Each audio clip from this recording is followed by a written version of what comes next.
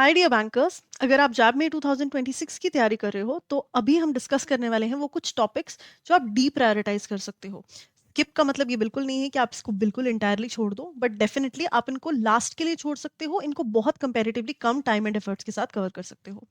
सो issues facing Indian economy, ये chapter last है आपके मॉड्यूल ए का, और इसमें कुछ 4 प्रॉब्लम्स दी हैं जो कि इंडियन इकोनॉमी फेस कर रही है और उनके रेमेडीज दिए हैं, और साथ में कुछ डेफिनेशंस हैं जो आपको इस चैप्टर में से पता होनी चाहिए। उसके अलावा इस चैप्टर पर आपको ज़्यादा टाइम वेस्ट नहीं करना है। सो हार्डली 15 मिनट से लेकर आधे घंटे का के बीच में ये चैप्टर आपका कवर हो जाना चाहिए। Few sections under the banking laws, banking laws का मॉड्यूल सी का जो चैप्टर है वो बहुत ज़्यादा सेक्शंस के बारे में बात करता है और बहुत डिटेल में बात करता है। तो हमें हर एक सेक्शन की इतनी डिटेल में जाने की ज़रूरत नहीं है। हम पीवाई क्यूज उठा सकते हैं और थोड़ा स्मार्ट वर्क कर सकते हैं। जो इंपॉर्टेंट टॉपिक्स हैं जो पीवाई क्यूज में काफ़ी बार आ चुके हैं या जो हमें अभी के लिए रेलेवेंट लग रहे हैं वो हम पढ़ सकते हैं।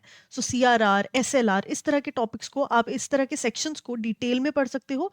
बाकी के प्रोविजंस आपको डिटेल में पढ़ने की ज़रूरत नहीं है, आपको बस सेक्शन पता होना चाहिए, उससे रिलेटेड किस बारे में है वो प्रोविजन वो पता होना चाहिए, कब बना, कैसे बना, हर एक चीज को कौन गवर्न, कैसे, क्यों, है ना। बहुत ज्यादा उस डिटेल में आप अगर नहीं भी जाओगे तो काम चल जाएगा।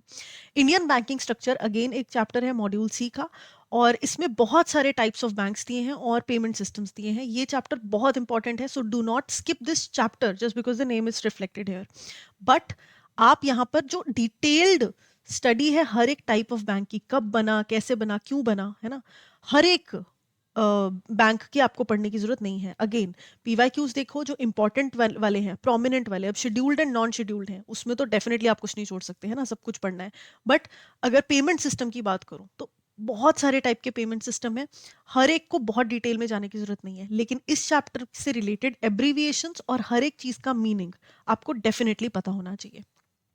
Para banking activities in detail, ये कंक्लूड करता है कि बैंक्स कौन सी एक्टिविटीज करते हैं other than the core banking operations. तो अगर आपने बाकी सब कुछ अच्छे से पढ़ा है तो ये चैप्टर काफी रेपिटेटिव होगा आपके लिए। तो लास्ट में जस्ट इसको गो थ्रू करो, बहुत ज्यादा डिटेल में इसमें जाने की जरूरत नहीं है, ना ही इसमें टाइम वेस्ट करने की जरूरत है। सो अगर आप इस तरह के कंटेंट चाहते हो देखना, और इन्फॉर्मेशन चाहते हो या स्ट्रैटेजिकली प्रिपेयर करना चाहते हो अपने आने वाले एग्जाम के लिए, तो edutap.in के कोर्सेज आप चेकआउट कर सकते हो और हमें फॉलो कर सकते हो यूट्यूब पर। And you can enrol for live crash course and master course as well. ठीक है, इनके फीचर्स क्या हैं आप edutap.in पर जाकर देख सकते हो।